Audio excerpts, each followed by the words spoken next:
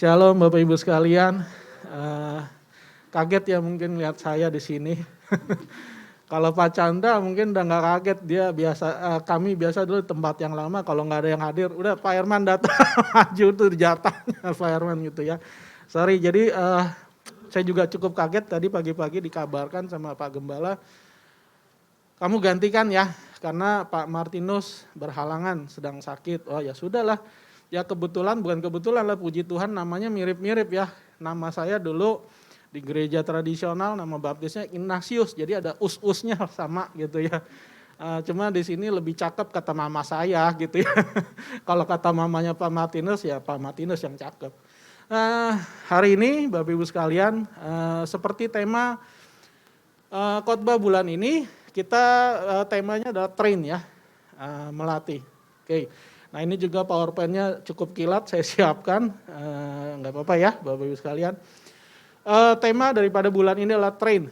Ya, saya cari-cari kelamaan, mestinya gimnasium gitu yang ada Kolosium, nih tempatnya Happy dulu nih. Saya ingat fotonya kalau Zoom ya, nggak apa-apa lah saya jadi keinget Happy gitu ya. Kolosium sama gimnasium memang beda betul ya. Kolosium ini tempat orang Kristen dulu dibinasakan, diadu sama singa dan sebagainya. Sedangkan gimnasium itu tempat melatih. Ya, nggak apa-apa. Kita buka di 1 Timotius 4 ayat 7, demikian firman-Nya. Saya ambil dari versi firman Allah yang hidup. Ya, kelihatan nggak Bapak Ibu sekalian? Kelihatan ya? Saya bacakan ya. Pergunakanlah waktu dan tenagamu untuk melatih diri supaya engkau tetap sehat secara rohani. Ya, ini Paulus menulis surat kepada anak rohaninya Timotius. Dia bilang gini, latih dirimu.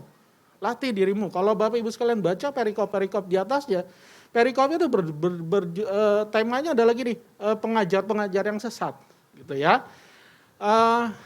Kalau dalam terjemahan baru itu dibilang gini, latihlah dirimu untuk beribadah, gitu ya. Nah, tetapi banyak orang seringkali mengsalahartikannya ibadah itu kalau kita datang hari Minggu aja. Bukan itu maksudnya gitu ya. Itu ibadah di hari Minggu itu cuma salah satu cara untuk kita melatih diri kita. Karena kalau kita telusuri di Roma 12 ayat 1, itu adalah satu definisi mengenai ibadah. Ya. Coba buka deh Roma 12 ayat 1. Ini sebenarnya selaras dengan ini karena dalam salah satu dalam terjemahan King James itu bahasa aslinya bukan ibadah tapi gini, godliness. Gitu ya, loh kok bisa jadi ibadah? Nah ternyata ibadah yang sejati itu ini, gitu ya. Kalau kita baca di terjemahan baru, ya, saya buka ya, Roma 12 ayat 1, demikian bunyinya. Karena itu saudara sekalian yang saya kasih, saya mohon supaya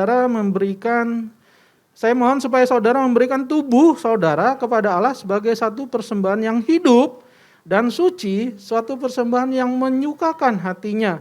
Mengingat hal itu yang telah dilakukannya bagi saudara, apakah permintaan ini terlalu banyak? Saya baca terjemahan baru, tadi versi firman Allah yang hidup. Karena itu saudara-saudara, demi kemurahan Allah aku menasihatkan kamu supaya kamu mempersembahkan tubuhmu sebagai persembahan yang hidup, yang kudus dan yang berkenan kepada Allah. Itu adalah ibadahmu yang sejati. Jadi pengertian daripada 1 Timotius 4 ayat 7 mengenai ibadah, latihlah dirimu untuk beribadah, itu artinya gini, itu kita melatih diri kita supaya hidup kudus, godliness gitu ya dalam bahasa aslinya. Ya. Kata yang dipakai latih di situ itu dalam bahasa aslinya adalah gini, gimnaso, ya itu dari kata gimnasium, melatih, gimnaso, exercise, ya. Dalam pelajaran saya ingat dulu pelajaran olahraga, ya dan pelajaran sejarah saya lupa deh. Itu orang-orang zaman dulu waktu mereka ikut pertandingan.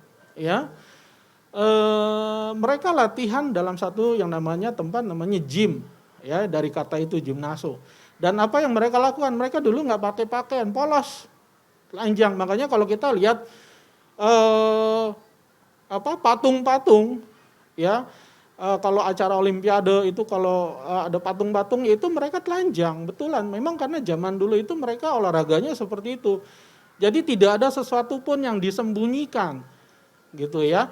Nah, saya mau bahas dari latihan ini, ya. Untuk kita mencapai satu tujuan tentunya kita harus latihan, betul ya? Untuk mencapai satu tujuan kita perlu latihan. Untuk satu keberhasilan kita perlu latihan, ya. Latihan itu juga harus disertai dengan kedisiplinan, tentunya, ya.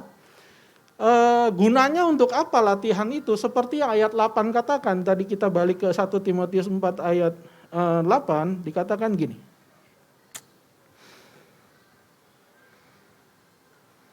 Satu Timotius 4 ayat 8. Ya. Latihan badani itu terbatas gunanya, tetapi ibadah itu berguna dalam segala hal karena mengandung janji, baik untuk hidup ini maupun untuk hidup yang akan datang. Ya, latihan badani itu terbatas. Ya, saya umur 50 udah. Ya, kalau saya disuruh tadi latihan kayak Vini sama Matilda di sini tadi, saya bisa patah pinggang gitu kan. Percuma gitu, sampai begitu lagian Bapak Ibu sekalian nggak mau ngelihat saya nari di sini kan, nanti malah aneh ini gitu ya. Itu bisa patah pinggang. Jadi gini, latihan badani itu terbatas, sampai umur tertentu itu memang udah nggak bisa dilatih lagi, gitu ya. Saya ingat anak saya waktu itu dia baru kelas SD, SMP, dia demen futsal, gitu ya. Dia demen futsal, terus dia mau jadi atlet profesional, gitu ya. Saya bilang, kalau kamu masuknya mulai dari SMP untuk jadi atlet profesional, menurut saya rada telat. Umur profesional itu udah mulai dilatih dari umur-umur yang kecil. Dari situ nanti akan dilatih, karena untuk atlet profesional itu mereka nggak lama, umurnya paling sampai umur 40 aja udah mentok banget gitu. Ya nggak panjang, terbatas umurnya, gitu ya. Lalu dia latihan badminton waktu itu SMP, masukin klub. Sama, kalau mau jadi atlet profesional nggak bisa, gitu ya. Nggak bakal bisa, karena udah telat. Bukan yang nggak bakalnya gini, bukan nggak bisa, tapi nggak akan maksimal, karena sudah telat mulainya, gitu ya. Jadi latihan badani itu sangat terbatas. Tapi latihan rohani itu tidak terbatas, sampai nanti kita dijemput. Itu terus kita harus latih. Latihan rohani itu ini fungsinya tadi yang di ayat 8 itu. Ternyata gini, mengandung janji. Ya, itu fungsinya banyak. Jadi makanya kenapa Rasul Paulus bilang gini ke Timotius, latih dirimu. Latih secara rohani, godliness. Bukan godliness secara fisik, secara badani, tapi gini, tubuh rohani kita menjadi godliness. Latih itu perlu dilatih, ya. Nah, dalam satu latihan, by the way thank you ya, Vini sama Matilda, luar biasa. Saya sih nggak bisa kayak gitu, tapi mantap, ya. Dalam satu latihan ada 3 hal yang perlu kita perhatikan, ya. Yang pertama gini, dalam satu latihan kita harus punya satu tujuan yang jelas. 1 Korintus 9 ayat 26, Paulus berbicara gini, aku melatih diriku, gitu ya. Aku tidak meninju sembarangan, tapi harus punya satu tujuan yang jelas. Tujuan latihan yang jelas, ya. Tujuan kita latih manusia rohani kita tuh harus jelas. Ya. Supaya apa? Supaya kita ketemu Bapa nanti, kan gitu kan? Tanpa kekudusan tidak ada seorang pun dapat melihat aku, gitu ya. Itu salah satu tujuannya. Tapi gini, waktu kamu latihan rohani, tujuan kamu apa? Supaya dilihat orang rohani, gitu ya. Tapi gini, kamu harus set satu goal, satu tujuan yang jelas. Bayangkan kalau orang main bola nggak ada gawangnya, kira-kira udah nggak asik kan? Apa yang mau di gol gitu kan? Cuma gocek sana, gocek sini, nggak enak, gitu ya. Teman kuliah saya, sepantaran saya, ya. Dia latihan tubuhnya, dia ke gym, Wah, udah umur 50 dia ke gym gitu ya. Dia seorang baker, dia chef, dia latih tubuhnya. Apa yang terjadi sekarang? Wih, dia jadi foto model umur 50. Hebat banget. Bentuknya six pack gitu ininya nih, perutnya. Kayak roti sobek, tahu roti sobek ya? Tahu lah ya, roti sobek tuh kalau kita beli roti banyak, isinya 6 kita sobek-sobek gitu ya.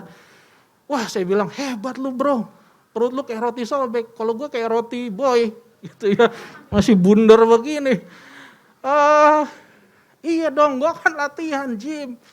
Jadi dia punya satu tujuan, dia ke gym itu membentuk tubuhnya sedemikian rupa gitu ya. Kalau saya emang gak ke gym, udah latihan aja di rumah gitu. Nah, jadi Bapak Ibu sekalian, waktu kita mau melatih manusia rohani kita harus punya satu tujuan yang jelas. Kita harus set goal-nya. Ya. Yang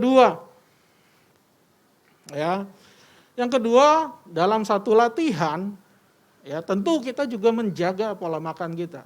Betul ya? Gimana sih caranya waktu saya tanya, bro, lu gimana caranya punya six pack selain ke gym? Oh, gue jaga makanan gue. Ini yang sedang saya lakukan gitu ya. Saya terus terang sudah turun 10 kilo nih, Bapak Ibu sekalian ya. Dulu, wih gitu kan, ada majulah gitu ya. Kalau dokter Valen pasti tahu lah, itu ada diet ketat gitu ya. Ada satu diet ketat. Jadi saya ikutin teman saya punya, kurang lebih dia beratnya sama lah sama saya gitu ya. Gue gak usah ke dokter gizi deh bro, gue pinjem diet lu aja gitu ya. Nah itu yang saya bagikan sama keluarga saya. Saya jaga pola makan saya gitu ya. Saya jaga, saya gak ngurangin karbohidrat gitu ya. Tapi tentunya gak cukup sampai situ. Tadi kita juga perlu latihan kan, melatih tubuh kita. Tuhan Yesus katakan di Yohanes 4 ayat 34 gini, makananku ialah melakukan kehendak Bapa. Jadi buat tubuh rohani, manusia rohani kita untuk melatihnya, kita harus melakukan kehendak Bapa. Ya, kita harus latih tubuh kita untuk melakukan kehendak Bapa. Gimana sih caranya kita menjaga itu melakukan kehendak Bapa? Kalau menjaga tubuh jasmani kita kan gampang ya. Ini makanan ini nggak boleh, ini nggak boleh. Kamu makannya paling telat sampai jam 7 malam, udah itu nggak boleh gitu ya. Terus makan nasinya juga ditakar, harus beras merah. Ditimbang lagi 100 mili, kalau saya udah makan di rumah gitu ya. Ya ilah ditimbang lagi, takarannya cuma 6 sendok gitu ya. Aduh, saya udah pasti ketawa sama istri saya, sama anak saya ya. Sampai kalau pagi tuh makan rotinya, roti gandum gitu ya. Aduh, Mi, tiap pagi makan roti kayaknya udah bosen makan roti ya. Sekali-kali kayak makan bakmi, makan bubur gitu ya. Aduh, ada cheat day-nya lah, nggak apa-apa, kita sama-sama sepakati cheat day gitu ya. Ada satu hari boleh makan apa aja gitu. Tapi gini, untuk makanan rohaninya apa? Bapak Ibu sekalian, makanan rohani kita itu Alkitab. Bukankah Alkitab itu firman Tuhan, betul ya? Bukan Alkitab kita potong-potong, kita masak, bukan. Tapi Alkitab itu kan firman Tuhan. Alkitab itu kita sepakati sebagai satu kebenaran, sebagai satu dasar. Ya, bukannya standar moral, bukannya standar budaya yang kita pakai, tapi standar kebenaran. Itu yang harusnya kita pakai sebagai makanan kita. Bayangkan kalau kita punya standar moral. Di satu sisi di satu suku di Afrika, standar moral dia gini, ya, setiap dia habis berperang, musuh boleh dipotong-potong dimakan. Sementara buat kita, wah itu mah bahaya, itu mah kanibalisme. Buat mereka it's okay. Jadi nggak bisa standar moral itu dipakai sebagai satu patokan. Tapi standar kebenaran itu harus sama firman Tuhan. Dan gini Bapak Ibu sekalian, itu ya harus kita lakukan setiap hari. Tapi juga bukan pasang target berapa pasal sehari, tetapi gini yang kita ubah adalah pengertiannya, gitu ya. Makanya saya nggak setuju kalau misalnya satu hari mesti berapa pasal, kayak kita ngubar target, ngubar setoran gitu, enggak dong, gitu ya.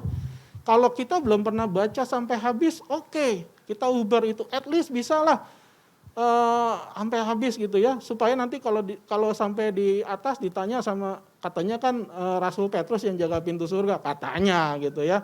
Nanti kalau dia tanya, kamu baca Alkitab udah habis belum? Belum, ya udah silakan turun gitu ya. Enggak bukan begitu. Tapi gini, at least kita baca sampai habis lah. Gitu ya, sekali seumur hidup, masa enggak bisa? Ya. Karena gini, hari-hari ini kebenaran itu sedang disamarkan gitu ya. Jadi buat kita yang kurang paham gitu ya, apalagi tidak paham sama kita tuh gampang sekali disesatkan. Kan tadi perikopnya si Rasul Paulus sedang berbicara gini, hati-hati dengan ajaran sesat gitu ya. Puji Tuhan, anak-anak sekolah minggu kita pintar-pintar loh ya. Nah, kita sebagai orang tua juga harus diperlengkapi. Bayangkan kalau nanti timbul pertanyaan dari anak saudara bilang gini, kenapa malaikat nggak diselamatkan? Gitu, itu pertanyaan sekolah minggu beneran loh. Kita bisa jawab nggak? Kenapa kalau manusia jatuh dalam dosa diselamatkan, kalau malaikat kok enggak ya? Itu yang kita harus bisa jawab loh. Buat anak-anak kita. Itu merupakan satu kebenaran firman. Ya, itu yang harus kita tanamkan buat mereka. Bahaya kalau kita tidak tanamkan firman itu dari kecil.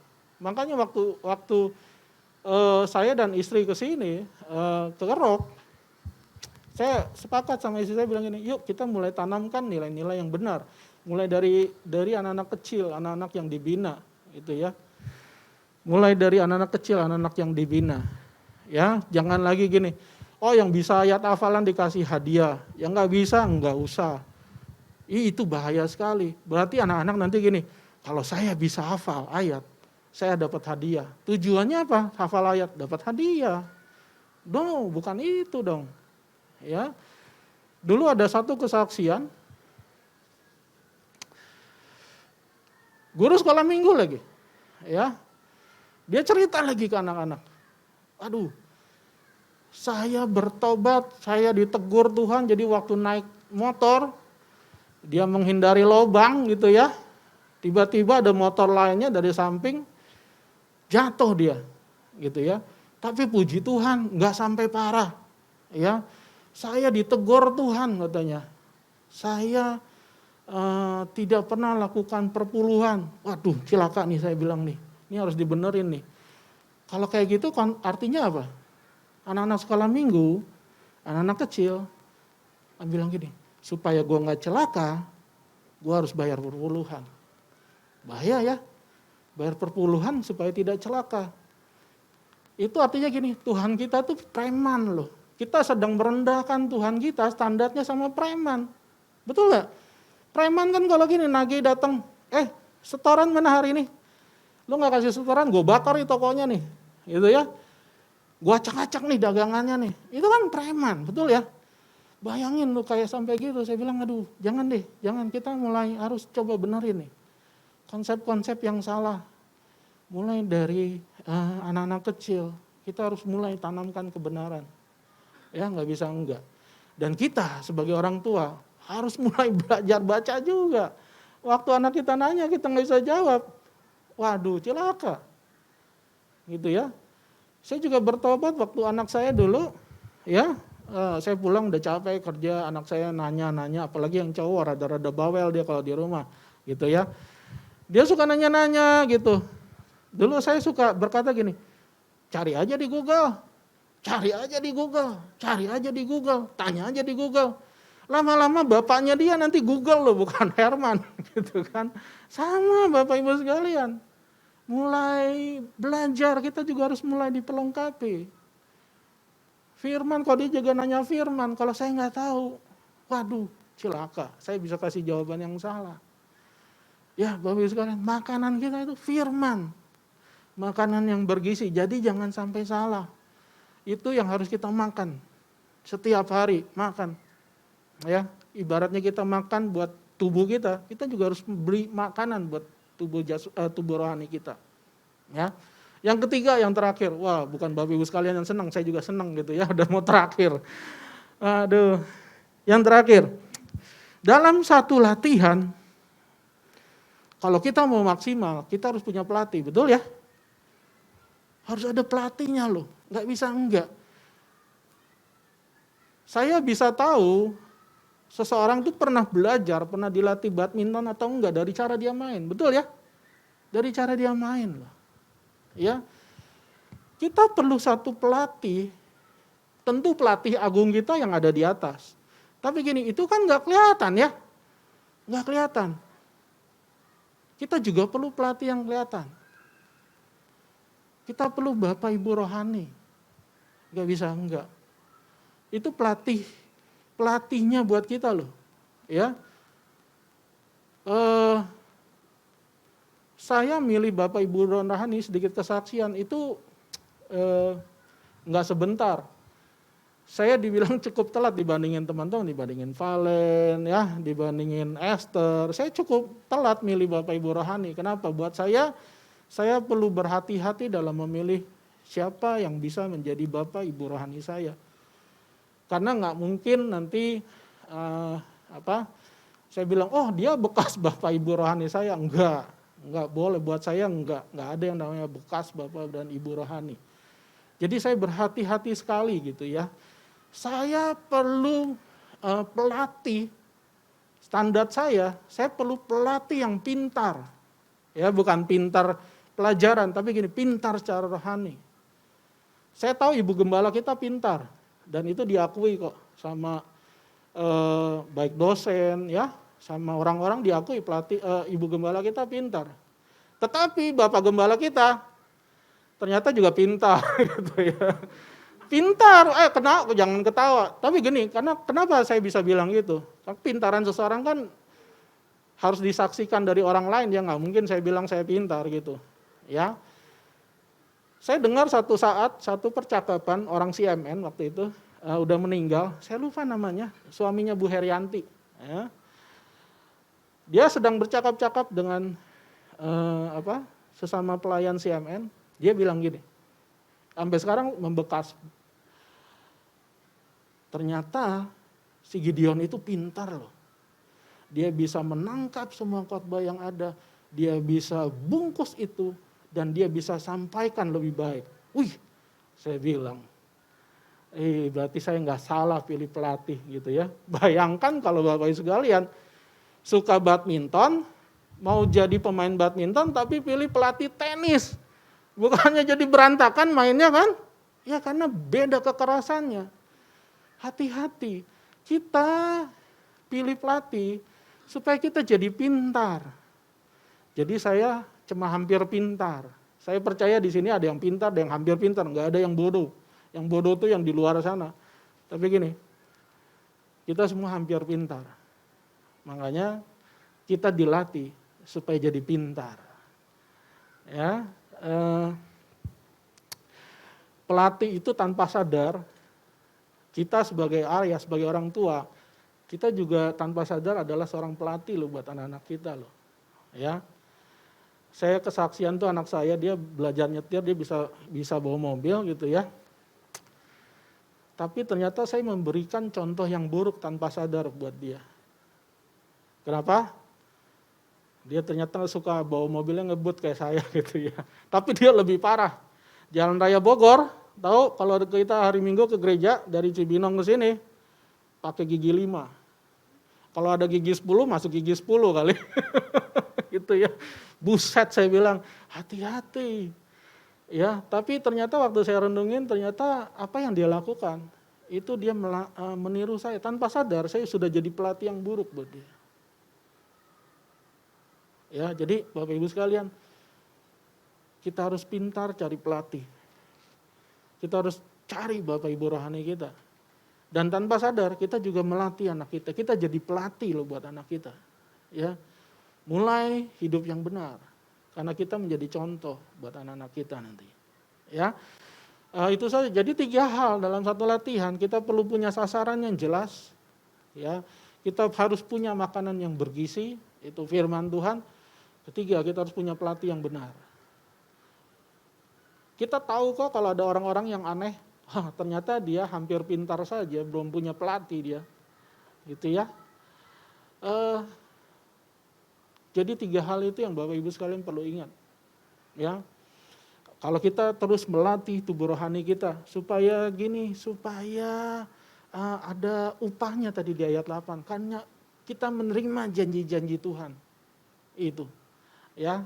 Kita tutup dengan satu kesaksian dari apa yang saya alami. Boleh slide-nya? Satu saat anak saya yang cowok ini, dia kan kelas 3 ya. Dia mau pilih jurusan gitu ya.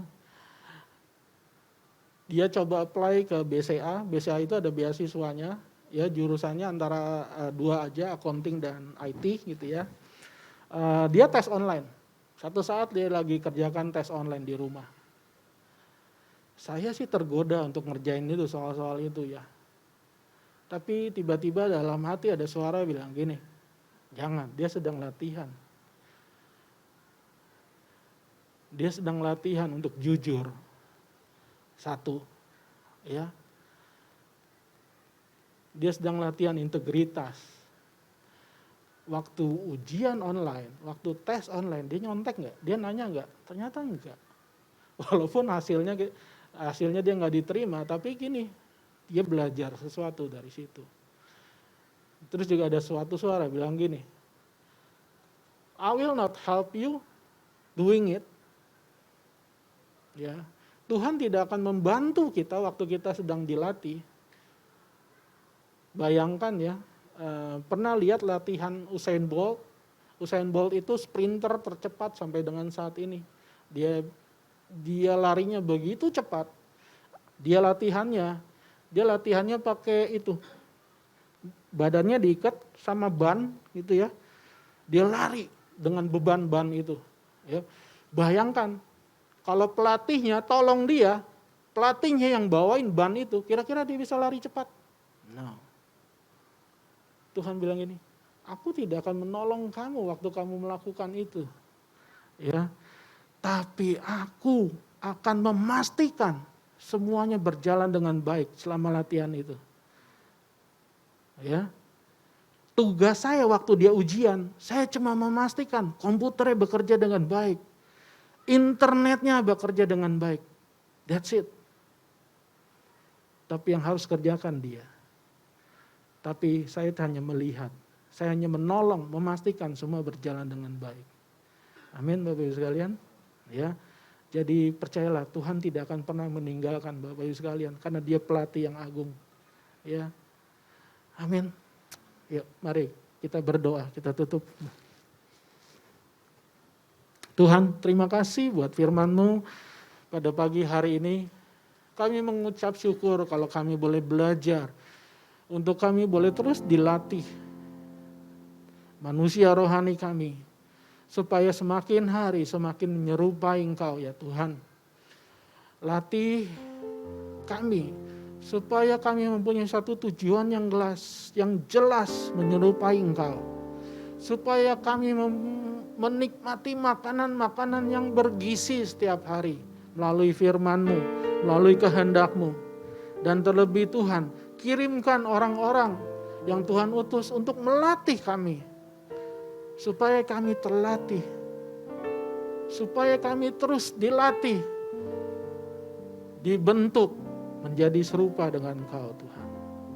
Terima kasih Tuhan. Kami serahkan seluruh jemaat-Mu. Bahkan hamba-Mu ke dalam tangan-Mu Tuhan. Latih kami. Di dalam nama Tuhan Yesus. Kami boleh berserah. Haleluya. Amin.